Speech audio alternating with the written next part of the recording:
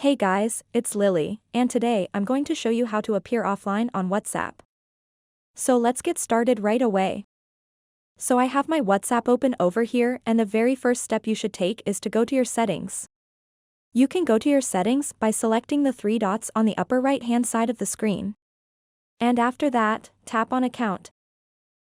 And then on Privacy. There are three options we'll tweak here when you're in privacy to make your account appear offline. You're going to click on the first one that's last seen, and then you want to make absolutely sure that it's on nobody. This one is so that everyone can see when you were last on WhatsApp, so make sure it's off. So that no one can see when you were last on WhatsApp, and then we'll do the next step, which is to go into the status setting. You want to select it. The status is now on my contacts. So you really want to make sure that only share with is selected, then don't pick anyone and select the check mark at the bottom of the screen. So now your status is visible only to you and no one else can see it.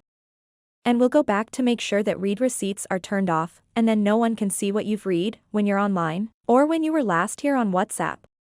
If you have any issues, please leave them in the comments section below. If not, don't forget to like and subscribe. Thanks for watching.